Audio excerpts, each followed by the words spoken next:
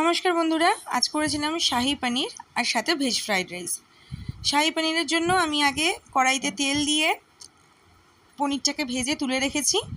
তারপরে সেটাতে অ্যাড করেছি আলুর টুকরোগুলোকে। আলুটাকে একটু ভালো করে ভেজে নেব, অল্প লবণ দিয়ে ভেজে নিয়েছি। এবার একটুখানি আমি যেহেতু ফোড়ন দিতে ভুলে গেছিলাম, তাই এখন আমি অ্যাড করে দিলাম সাদা জিরে। আবার একটু নাড়াচাড়া করে তারপরে আমি 2-3টে তেজপাতা দিয়ে দেব। আলুগুলোকে একটু সাইড করে নিয়ে তেলটার মধ্যে আমি তেজপাতাটা দিয়ে দেব। দিয়ে ভালো করে এটা ভাজা ভাজা হলে আমি এর মধ্যে একটা মশলা অ্যাড করব, যেটার মধ্যে ছিল আদা আর কাঁচা লঙ্কা পেস্ট, রেগুলারের যে গুঁড়ো মশলা সেগুলো, আর টমেটো কুচি। এটাকে দিয়ে আমি বেশ ভালো করে কষিয়ে নেব যতক্ষণ না মশলার গন্ধটা চলে যায়।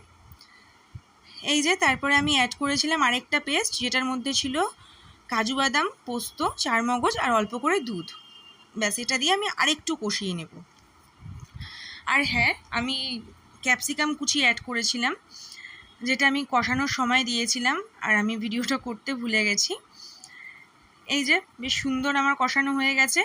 এর মধ্যে আমি হালকা জল দেব, দিয়ে পনিরের টুকরোগুলোকে দিয়ে দেব। এটা একদম শুকনো শুকনো করে, কিন্তু আমি একটু গ্রেভি রেখেছি, কারণ এটা রাইস দিয়ে খাওয়া হবে তাই। ব্যাস, এটা ভালো করে ফুটে গেলে এর মধ্যে আমি লবণ চিনি তো অ্যাড করেইছি, এটা তো বলার কিছু নেই।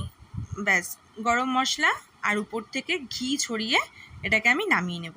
তৈরি হয়ে গেল আমার শাহি পনির।